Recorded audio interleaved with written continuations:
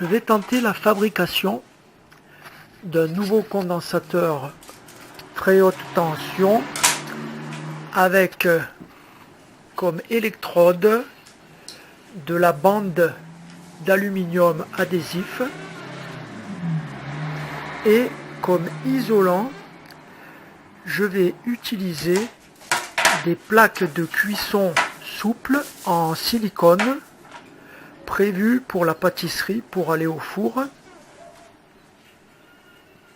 Le silicone caoutchouteux est un très bon matériau isolant, donc nous allons tester sa résistance à la haute tension. Alors le support du condensateur est fait avec des plaques de dessous de plat en plastique rigide. L'aluminium en rouleau adhésif est beaucoup plus épais que l'aluminium en feuille à usage ménager. Alors voilà la plaque de cuisson en silicone souple qui va servir d'isolant et qui est intercalée entre deux électrodes en aluminium.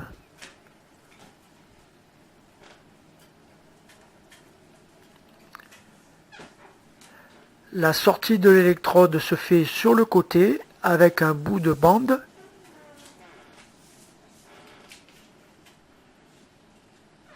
Entre chaque couche d'aluminium, une plaque isolante de silicone.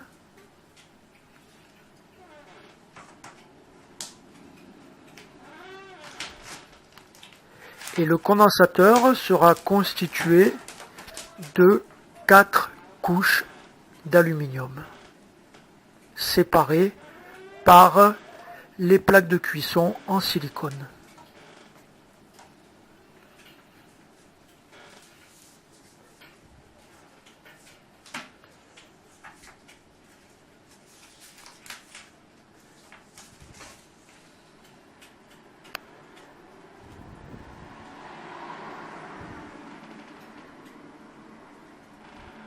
Cette bande en aluminium adhésif fait 5 cm de large et j'utilise des morceaux d'environ 15 cm.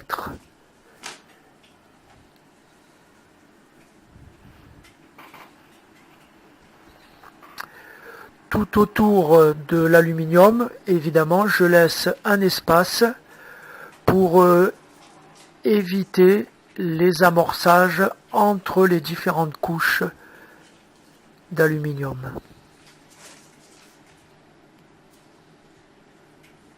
Car en présence de haute tension et notamment de haute fréquence, cette fine couche d'air qui subsiste entre les isolants peut s'ioniser par effet corona et amorcer d'une couche à l'autre. Donc en laissant tout autour 5 cm, cela limite au maximum les risques d'amorçage.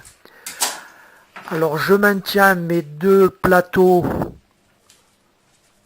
avec de la bande adhésif de manière provisoire car le condensateur est uniquement fait à titre expérimental. Mais si l'on voulait le faire de façon définitive, on pourrait très bien mettre à l'intérieur de l'espace entre les deux plateaux du silicone transparent, du silicone du joint utilisé en salle de bain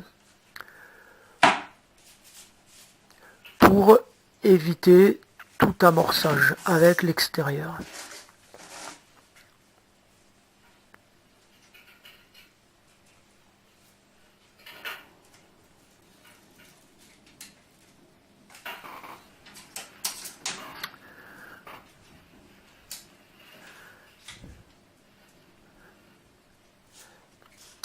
La bande de protection sur la partie collante de l'aluminium est retirée.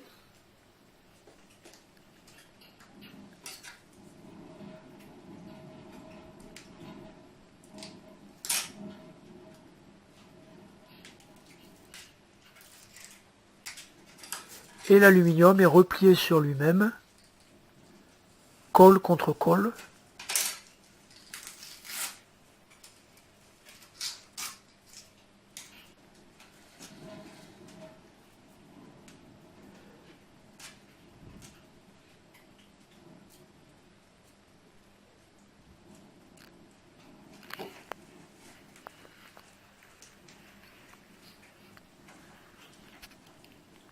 Le câble de connexion est placé sur la partie non collante de l'aluminium de manière à assurer une bonne conduction.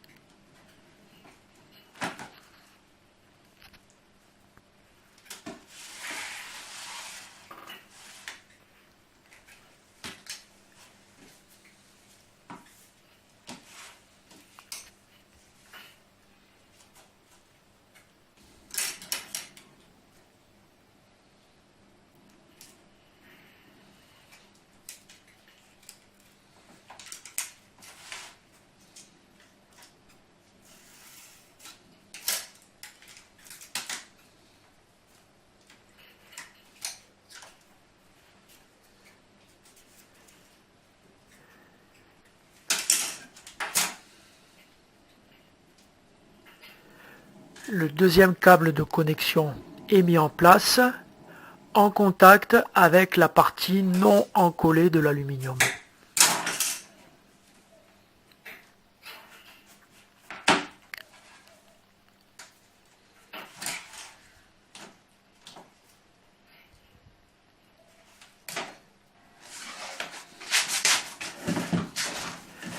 Je vais mesurer la capacité de mon condensateur.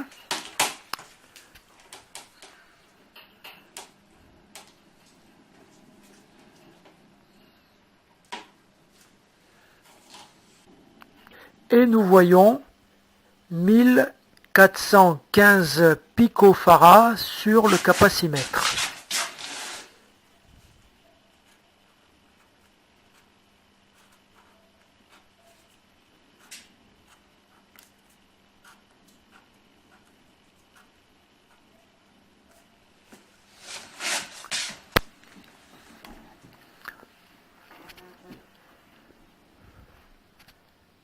C'est l'heure du thé.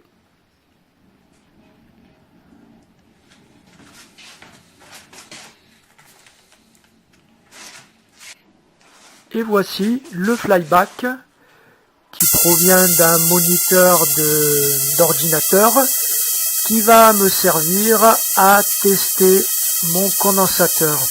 L'écartement entre les électrodes de l'éclateur est d'environ 1,5 cm.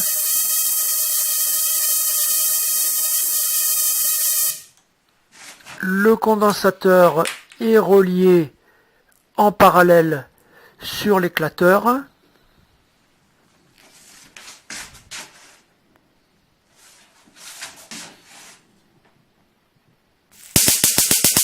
Et nous constatons la charge et la décharge du condensateur qui se fait à un rythme assez rapide étant donné la faible capacité de 1,4 nanofarad du condensateur.